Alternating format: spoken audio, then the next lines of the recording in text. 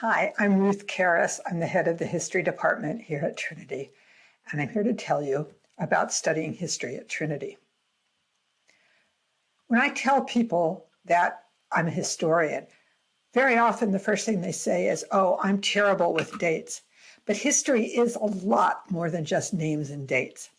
If what you want is to read a good story about what happened in the past, or if what you want to do is write a story about what happened in the past, we can certainly help you with that. But history is not just taking the known facts and retelling them in an engaging way. The great thing about studying history is that it's not just about learning what happened in the past, but actually understanding how what happened in the past shaped the world we live in now, and how roads not taken and choices not made actually have concrete results. So history is also about how we know the things that we know. Where is the evidence? What does the evidence tell us? Can we find new evidence? Can we take existing evidence and interpret it in a new way? Because that's the way we learn new things. Have you ever thought of becoming an explorer, or a writer, a detective, or a teacher, an interpreter, or a collector? Historians are all of these at the same time, and in Trinity you will learn how that's possible. Historians engage in research and independent thought, not just memorization, and we want you to engage in this research and independent thought as well. We just did away with exams for students in their first 3 terms at Trinity for just this reason. We don't want to see what you can memorize. We want to see what arguments you can produce and analysis you can produce on your own. I became a historian because I was fortunate to have inspiring professors that were teachers, scholars, and mentors. Being part of an academic community in a university is being part of a historical experiment about the creation, transmission, and reconceptualization of knowledge in the past, present, and future. So at Trinity, we take a variety of approaches to the study of history. What many people think of when they think of history is political history. Who led countries when? How did they relate to each other diplomatically? When did they go to war? How did they make peace? And this, of course, is a very important aspect of history. And it can be done using written sources, narratives, but types of written sources other than narratives. For example, records such as charters and legal records, administrative records such as census and tax records. Here's an example of a medieval record which burned when the Irish Public Record Office burned in 1922. A project here at Trinity under the leadership of Dr. Peter Crooks is now trying to reconstruct the archive of the Irish Public Record Office, not just by reconstructing the remaining scraps of paper and parchment, but by searching in other archives in Northern Ireland, in England, and throughout the world for other copies of documents relating to Ireland, and then reconstructing them digitally so that everything is machine readable and searchable. And there is also an actual digital version of the Public Record Office in which you can go and find the records that you're looking for. This is doing history in the 21st century. Political history uses not only written records, but artifacts, including artistic and archaeological artifacts, including manuscripts being used not just as containers of texts, but as clues to who used them, how, and why. The study of politics using such cultural items is often discussed as the study of political culture, and this is at the intersection between political history and cultural history. Cultural history can involve literature and art. It can involve elite culture and popular culture. It can involve daily life, things known as ephemera, from the Greek word for day or every day. But that can be very meaningful when we come to look at how people actually lived. And of course, how people actually lived is also the province of social history, which includes the history of women and the family, which includes the social history of empire, not just where one country invaded another region at a particular time, but how people lived there, how they interacted on the ground. And social history, too, uses new digital methodologies, including geographical information systems for mapping not only social patterns, but also social networks. Another area in which Trinity is in the lead is environmental history. In studying climate history at Trinity, you will certainly learn to find and interrogate written archives and evidence, but you will also learn how to read a range of natural archives like this section of Irish oak wood, preserved in acidic Irish bog waters for 1500 years, and which, through its changing sequence of wide and narrow rings, provides a form of eyewitness testimony to our changing climate over past millennia.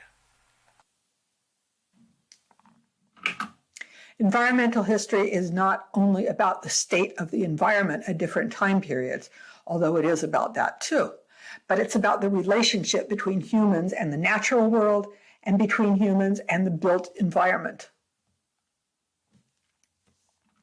At Trinity, we also study public history.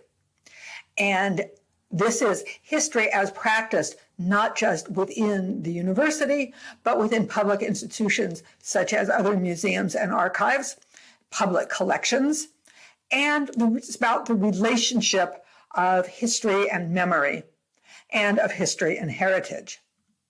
As an example, this is Bishop George Berkeley, or Berkeley, one of the leading philosophers of the Enlightenment and perhaps the most famous philosopher ever produced by Ireland. And he is one of the people after whom our libraries here in Trinity are named. Berkeley was also a slaveholder. So what does that mean? How should we commemorate him? Should we commemorate him? Should we judge him by the standards of today? Should we judge him by the standards of his own time? And if judged by the standards of his own time, in fact, did he measure up? These are some of the issues that historians consider. So what does a history course at Trinity look like? I'm going to go through what it would look like if you're studying single honors history. There are many other options as well. You could study 2 subjects, joint honors, history in English, history in Irish, whatever. You could study history and political science, which is a special program in addition to the other joint honors degrees. You can also do history and another subject as a minor, or indeed you can do another subject and do history as a minor. These are the modules that you study in your first year, and these modules are mandated. And it gives you a combination of time periods and of methodologies. So it's not that one module is just a time period and another module is just a methodology. Every one combines learning about the time period you're studying with learning about the process of doing history.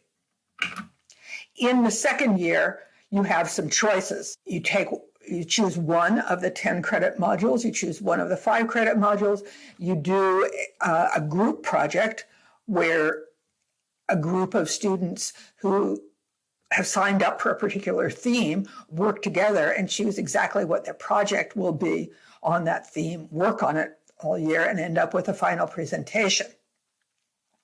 And then you also take a certain number of credits outside of your field of study under the Trinity Education Program, and there's a wide range of choices that you have for these.